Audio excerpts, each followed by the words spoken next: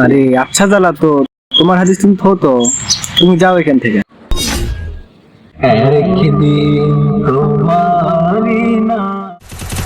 এই ছেলে জিহাদ, সে সব সময় গেম খেলা এবং বন্ধুদের সাথে আড্ডা দেওয়া নিয়ে ব্যস্ত থাকতো, কিন্তু তার পরিবারের সকলেই নামাজি ছিল।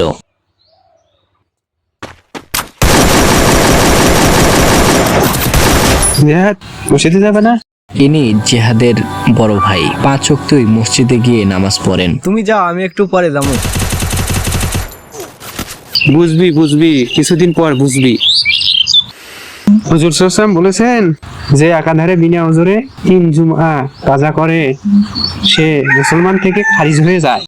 আরে আচ্ছা জ্বালা তো, তোমার হাদিস তুমি থো তো, তুমি যাও এখান থেকে।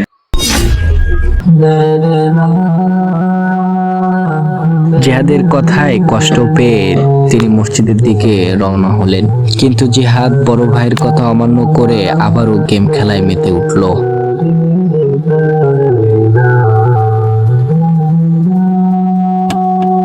আল্লাহ, আমার ভাই বুঝতে পারে নাই। আল্লাহ, আমার ভাইকে মাফ করে দাও, আমার ভাইকে হেদায়েত দিয়ে দাও। আল্লাহ, ভাইকে তুমি দিনের জন্য কবুল করে নাও। বিকেল বেলা জিহাদ ও তার বন্ধু আতিক দুজনে উরুসে গিয়ে মস্তি করার প্ল্যান করছে। এমন সময় মাগরিবের আজান হয়ে গেল এবং জিহাদের ছোট চাচা মসজিদের দিকে রওনা। হঠাৎই দেখে তার ভাতিজারা আজানকে উপেক্ষা করে গল্প করছে। কিরে জিহাদ, মসজিদে যাবি না? মাগরিবের আজান দিচ্ছে, তোরা এখনো বসে গল্প করতেছো। তুমি যাও, আমরা একটু পরে যাবনি। তাড়াতাড়ি আসে, বেশি সময় নেই, 5 মিনিট সময় আছে কিন্তু। জিহাদের কথা শুনে তার চাচা মসজিদের দিকে চলে গেল, কিন্তু তারা আবারও গল্পে মেতে উঠল, নামাজ পড়তে গেল না।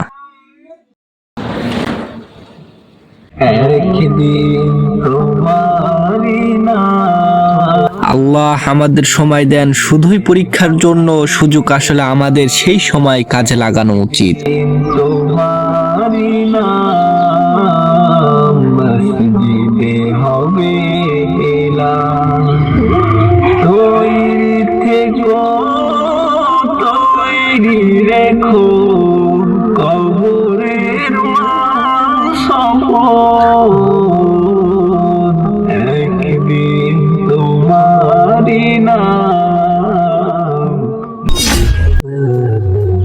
আল্লাহ, আজ যদি আমার জীবনের শেষ দিন হতো, আমার জীবনে কি আমি কখনো নামাজ পড়েছি?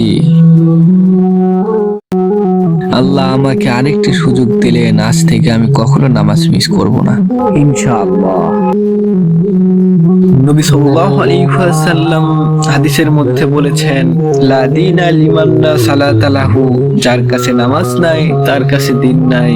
মান তারাকা সালাতাম মুতাআম্মিদান লাকাদ কাফারা, যে নিজ ইচ্ছায় নামাজ ছেড়ে দিল সে কাফের হয়ে গেল। নামাজ আমাদের দায়িত্ব, শান্তি এবং সফলতার চাবিকাঠি, নামাজ কায়েম করুন।